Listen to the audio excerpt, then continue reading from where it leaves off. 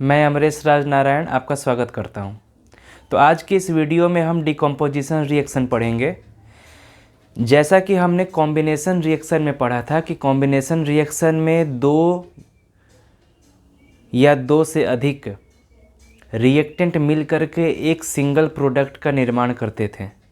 उसी तरीके से उसका जस्ट उल्टा होता है डिकम्पोजिशन रिएक्शन। क्या काम करता है ये कि किसी भी एक रिएक्टेंट को दो या दो से अधिक प्रोडक्ट में तोड़ देने का जो काम होता है उसी को हम कहते हैं डिकम्पोजिशन रिएक्शन। मतलब एक रिएक्टेंट से दो या दो से अधिक चीज़ें बनेंगी। लेकिन ये जो डिकम्पोजिशन रिएक्शन है इसमें क्या हो रहा है, कुछ टूट रहा है। और मैंने क्या बताया था कि अगर कुछ टूटता है, कुछ भी टूटता है तो क्या चाहिए, उसको तोड़ने के लिए कुछ एनर्जी चाहिए। विदाउट गिविंग एनर्जी कोई भी चीज़ कभी टूट नहीं सकता। और वहाँ कॉम्बिनेशन रिएक्शन में क्या होता था कि कोई भी दो से अधिक चीज़ों को जोड़ना हो या दो चीज़ों को जोड़ना हो तो क्या होता था कि हमको एनर्जी जो होता था वो निकलता था, एनर्जी प्रोड्यूस होता था। यहाँ पर क्या हो रहा है, यहाँ पर एनर्जी जो है वो दिया जा रहा है। मतलब विदाउट गिविंग द एनर्जी ये रिएक्शन हो ही नहीं सकता। और कॉम्बिनेशन रिएक्शन में क्या होता था कि जब जब रिएक्शन होता था तब तब एनर्जी प्रोड्यूस होता था और यहाँ पर एनर्जी देना पड़ रहा है। तो ध्यान से देखिए, ऐसा रिएक्शन जिसमें कि एनर्जी एब्जॉर्ब हो या एनर्जी देना पड़े, वैसे रिएक्शन को हम क्या बोलते हैं, एंडोथर्मिक रिएक्शन। और कॉम्बिनेशन रिएक्शन क्या होता था, एक्सोथर्मिक रिएक्शन। मैं कंपैरिजन कर करके पढ़ा रहा हूँ। अगर आप कंपैरिजन करके पढ़ेंगे तो आपको ज़्यादा अच्छे से समझ में आएगा, क्योंकि हम कंपैरिजन की भाषा जानते हैं। हमेशा कंपेयर करते हैं कि वो ऐसा है वो ऐसा है, तो हम कंपेयर करके सीखो। ठीक है कि कॉम्बिनेशन में क्या होता था और यहाँ पर क्या हो रहा है। अगर आपने कॉम्बिनेशन के वीडियोज़ को नहीं देखा है तो कृपया एक बार कॉम्बिनेशन के वीडियोज़ को देखो और फिर आप यहाँ पे आओ और आपको समझ में आएगा कि मैं यहाँ पे क्या आपको सिखा रहा हूँ। तो ध्यान से देखिए, अ सिंगल रिएक्टेंट, क्या मैंने बोला, एक सिंगल रिएक्टेंट जब दो या दो से अधिक प्रोडक्ट्स में टूट जाता है तो हमको क्या मिलता है, डिकम्पोजिशन रिएक्शन। डिकम्पोज का मतलब टूटना, डिकम्पोज टूट जाना। तो जहाँ भी डिकम्पोज वर्ड है इट मीन्स कुछ टूट रहा है। ओके, अब ध्यान से देखो ये क्या है, एक एंडोथर्मिक रिएक्शन है। क्यों एंडोथर्मिक रिएक्शन है, क्योंकि यहाँ एनर्जी एब्जॉर्ब हो रहा है, मतलब एनर्जी दिया जा रहा है एज अ रिएक्टेंट फॉर्म। और कॉम्बिनेशनल रिएक्शन में क्या होता था कि energy as a product form में ऑब्टेन होता था। ओके, यहाँ पे एनर्जी कौन कौन से फॉर्म में दिया जा रहा है, तो पहला है हीट एनर्जी। किसी चीज़ को जला दो तो वो दो से अधिक भागों में टूट जाएगा। हम इसका एक एक करके एग्जाम्पल देखेंगे। फिर एक होता है लाइट एनर्जी। अगर किसी चीज़ को हम लाइट एनर्जी भी दें, लाइट दे दें डायरेक्ट, तो क्या वो दो या दो से अधिक चीज़ों में टूट जाता है। तो वैसे रिएक्शन को हम क्या बोलेंगे, डिकम्पोजिशन रिएक्शन। और एक होता है इलेक्ट्रिसिटी। इलेक्ट्रिसिटी भी एक टाइप का बहुत खतरनाक और बहुत ही पॉपुलर सोर्स है एनर्जी का, और इससे भी डिकम्पोजिशन रिएक्शन होता है। तो जो रिएक्शन हीट से होते हैं, मतलब हीट की सहायता से जो डिकम्पोजिशन रिएक्शन होता है, उनको हम क्या बोलते हैं, थर्मल डिकम्पोजिशन। क्या बोलते हैं, थर्मल डिकम्पोजिशन। क्योंकि थर्मल का मतलब होता है हीट। कहीं भी फिजिक्स में अगर आप थर्मल वर्ड देखो इट मीन्स हीट। जो रिएक्शन लाइट की सहायता से होता हो, ऐसे रिएक्शन को हम क्या बोलते हैं, फोटो डिकम्पोजिशन रिएक्शन। फोटो का मतलब होता है लाइट। लाइट की सहायता से अगर कोई एक सब्सटेंस दो या दो से अधिक सब्सटेंसेस में टूट जाता है तो ऐसे रिएक्शंस को हम क्या बोलते हैं, फोटो डिकम्पोजिशन रिएक्शन। अलग अलग नाम कहीं कहीं हो सकता है। और ऐसा रिएक्शन जो इलेक्ट्रिसिटी के हेल्प से डिकम्पोज हो जाए कोई एक सब्सटेंस, उसको हम इलेक्ट्रोलाइसिस बोलते हैं। अब इलेक्ट्रोलाइसिस भी बहुत प्रकार के होते हैं। Electrolysis of water, electrolysis of NaCl, electrolysis of NaOH, electrolysis of any chemical. Electrolysis मतलब किसी भी एक केमिकल को दो भागों में तोड़ देना या दो से अधिक भागों में तोड़ देना। तो हम इस वाले लेक्चर में हीट मतलब थर्मल डिकम्पोजिशन और फोटो डिकम्पोजिशन, इन्हीं दोनों को बहुत अच्छे से समझने का प्रयास करेंगे। इसके अगले वाले लेक्चर में हम इलेक्ट्रोलाइसिस को समझेंगे। तो आइए एक एक करके हम एग्जाम्पल देखते हैं और समझने का प्रयास करते हैं कि डिकम्पोजिशन रिएक्शन कैसे होता है।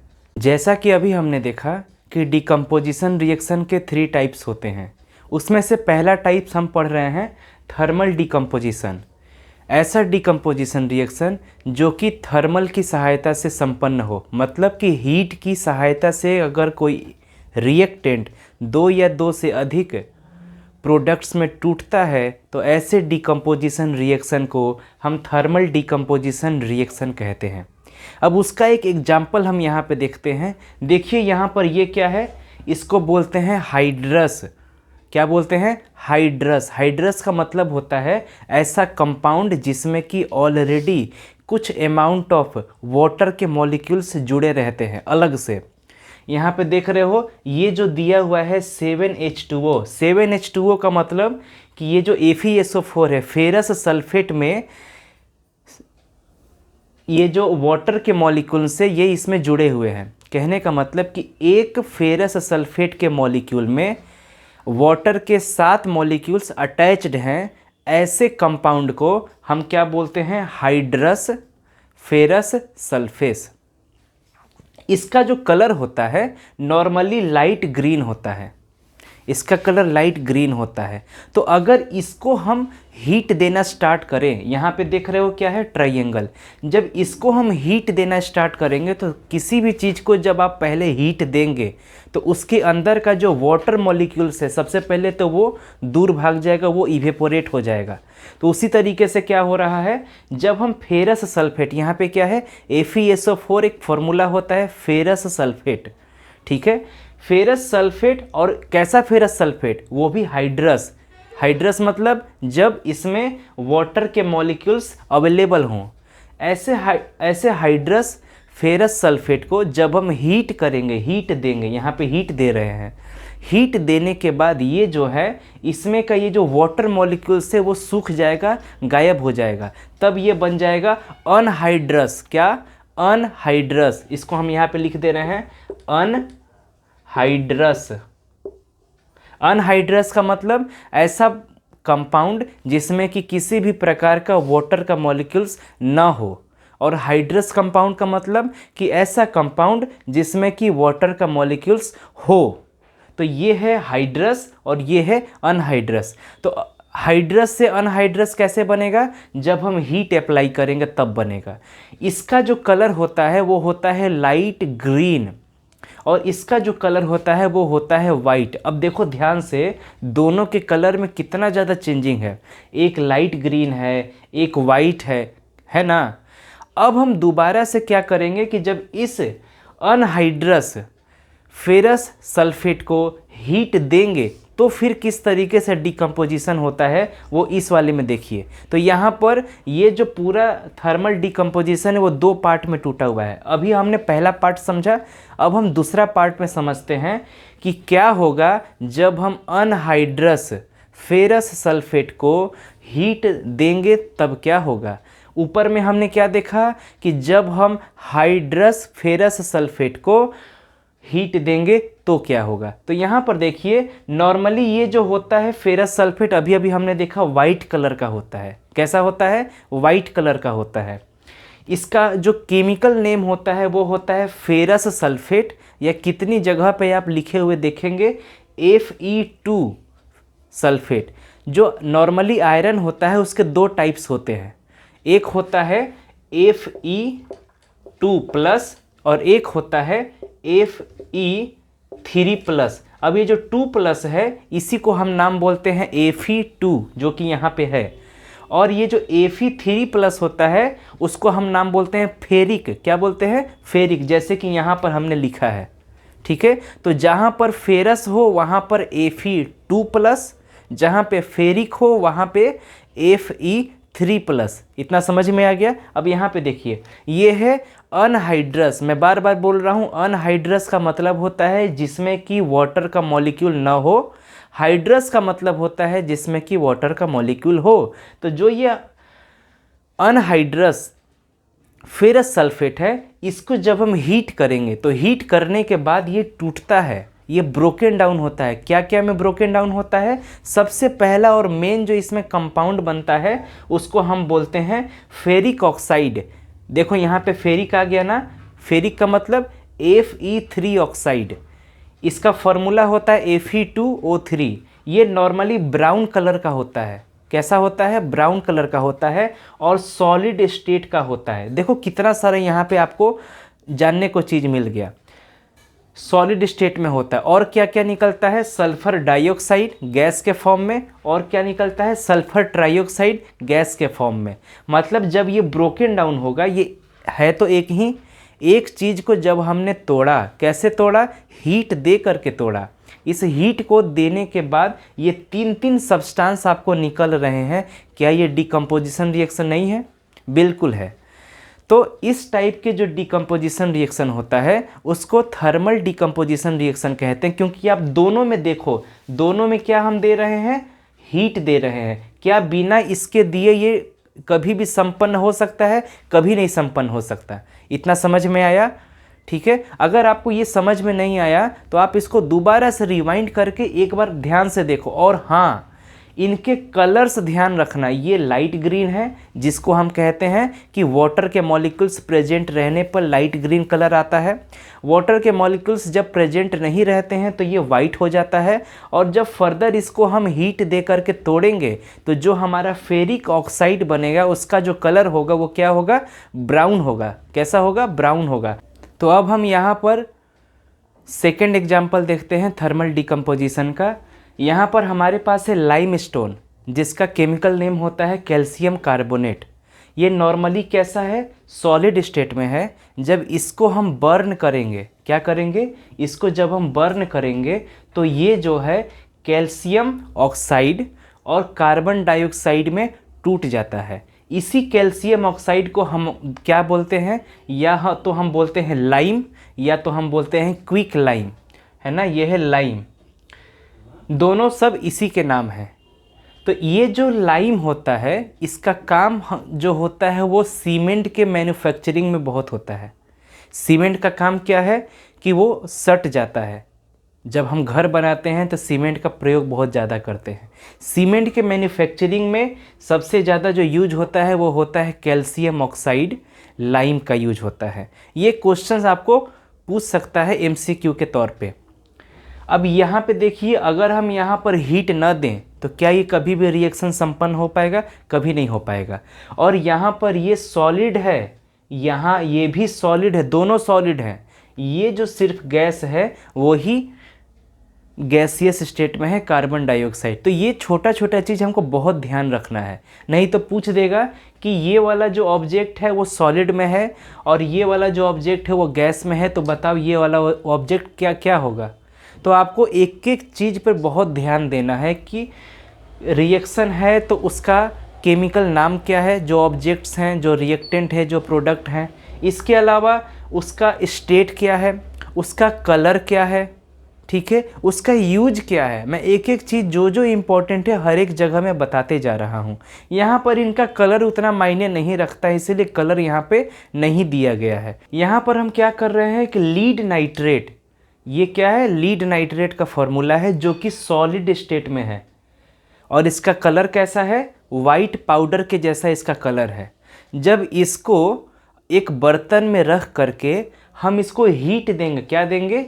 हीट देंगे, तो ये जो है वो लीड ऑक्साइड जो कि येलो कलर का होता है उसमें टूटता है। इसके साथ ही साथ क्या होता है? नाइट्रोजन डाइऑक्साइड गैस का धुआं निकलता है। और ये धुआं कैसे कलर का होता है?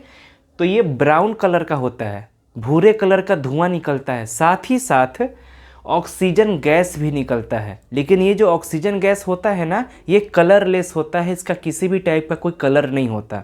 तो ये जो एक रिएक्शन है, ये कैसा रिएक्शन है? बड़ा पॉपुलर रिएक्शन है, हमेशा लगभग आते रहता है। इसको डिकम्पोजिशन रिएक्शन कहेंगे। क्यों? क्योंकि एक सब्सटेंस देख रहे हो, ये टूट करके ये तीन सब्सटेंस बनाता है। तो ये डिकम्पोजिशन रिएक्शन हुआ। और किसके कारण हुआ? ये थर्मल के कारण हुआ, हीट देने के कारण हुआ। अगर हम हीट न दें तो क्या ये कभी होगा? कभी नहीं होगा। ठीक है। तो नॉर्मली आप सोचते होंगे कि आखिर ये हीट देने से होता क्या है। तो अब मैं थोड़ा सा आपको एक कॉन्सेप्ट दे देता हूँ कि नॉर्मली जैसे कि ये एक कंपाउंड है, तो इसमें जो भी एटम्स जुड़े होंगे एक दूसरे से, उनके बीच कोई ना कोई एनर्जी होगा।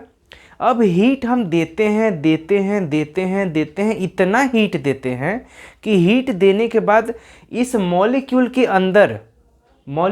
अंदर जो भी छोटे छोटे एटम्स होते हैं, ये मॉलिक्यूल के अंदर के एटम्स के बीच में दरार आता है, इनका एनर्जी कमज़ोर होता है। जिस एनर्जी से दो मॉलिक्यूल्स या दो एटम्स जुड़े रहते हैं, अगर उससे ज़्यादा एनर्जी हमने दे दिया तो क्या वो मॉलिक्यूल टूट नहीं जाएंगे?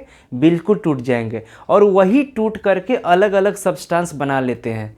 ठीक है, तो यही होता है डिकम्पोजिशन रिएक्शन में कि हम ऐसा एनर्जी दे दें या इतना ज़्यादा एनर्जी दे दें कि दो एटम्स के बीच और या दो मॉलिक्यूल्स के बीच जो फोर्स लग रहा है, जो एनर्जी लग रही है, उससे ज़्यादा अगर एनर्जी दे दें तो क्या ऐसा ना हो जाएगा कि वो वाला जो कंपाउंड है वो टूट जाएगा और टूट करके कुछ नया फॉर्म कर लेगा। यही तो सब चलते रहता है। एनर्जी हमने दे दिया तो वो टूट जाएगा एनर्जी, और जब वो जुट जाएंगे तो क्या होगा? बहुत सारा एनर्जी निकलेगा। ठीक है, तो ये है थर्मल डिकम्पोजिशन का लास्ट एग्जाम्पल। अब हम आगे बढ़ते हैं और फोटो डिकम्पोजिशन की तरफ बढ़ते हैं, जिसमें कि लाइट का यूज करके किसी एक सब्सटेंस को दो या दो से अधिक भागों में तोड़ा जाता है। ऐसे डिकम्पोजिशन रिएक्शन को हम क्या बोलते हैं? Photo decomposition reaction. आइए एक एग्जाम्पल उसका भी देखते हैं। फोटो डिकम्पोजिशन में मेनली दो ही एग्जाम्पल हमको देखने को मिलता है। एक है सिल्वर क्लोराइड और एक है सिल्वर ब्रोमाइड। ये जो रिएक्शन है इसमें हम देख रहे हैं कि सिल्वर क्लोराइड जो कि सॉलिड स्टेट में है, ये नॉर्मली वाइट कलर का होता है, लेकिन जब इसको हम सनलाइट में रखते हैं, कहाँ पे रखते हैं? सनलाइट में रखते हैं, तो सनलाइट के प्रभाव के कारण ये जो सिल्वर क्लोराइड है ये सिल्वर और क्लोराइड में टूट जाता है। जो सिल्वर होता है नॉर्मली ग्रे कलर का होता है। आप भी जानते हैं सिल्वर कैसा होता है? चांदी जिसको कहते हैं। ये सेकेंड वाला जो रिएक्शन है इसमें हम देख रहे हैं सिल्वर ब्रोमाइड जो कि पेल येलो कलर का होता है। पेल येलो मतलब हल्का येलो, येलोविश कलर का होता है, और ये भी क्या होता है? सॉलिड होता है। जब इसके ऊपर भी सनलाइट पड़ता है, क्या मैं बार बार बोल रहा हूँ? सनलाइट, यहाँ क्या लिखा है? सनलाइट। सनलाइट, सनलाइट में अगर इसको रख दिया जाए तो ये ब्रेक डाउन हो जाता है, टूट जाता है, और सिल्वर और अलग से ब्रोमीन गैस का फॉर्मेशन करता है। ये क्या है? Bromine gas. और ये क्या है? सिल्वर, जो कि सॉलिड स्टेट में है, और इसका भी कलर क्या है? ग्रे कलर है। तो यही दो रिएक्शंस होते हैं मेनली जो कि लाइट के प्रेजेंस में ब्रेक डाउन होते हैं, और इसीलिए इनको डिकम्पोजिशन रिएक्शन बोला जाता है। ठीक है, तो इनका प्रयोग क्या है? इनका प्रयोग जो है वो ब्लैक एंड वाइट फोटोग्राफी में बहुत ज़्यादा इनका प्रयोग होता है। जो पहले के ज़माने में ब्लैक एंड वाइट फोटोग्राफी होती थी, वीडियो शूटिंग होती थी, उनमें इन दोनों का प्रयोग बहुत ज़्यादा हुआ करता था। तो अभी के लिए हम इतना ही रखते हैं। इसके आगे वाले चैप्टर में हम जो last decomposition by the use of electricity, जिसको कि इलेक्ट्रोलाइसिस प्रोसेस कहते हैं, उसको हम ध्यान से देखेंगे। तो हमारे साथ जुड़े रहिए। किसी भी टाइप की कोई दिक्कत हो तो आप कमेंट सेक्शन में आप लिख सकते हैं, और मेरे इंस्टाग्राम और मेरे जो व्हाट्सएप नंबर है उस पर आप कॉन्टेक्ट कर सकते हैं। मस्त रहिए, आनंद रहिए।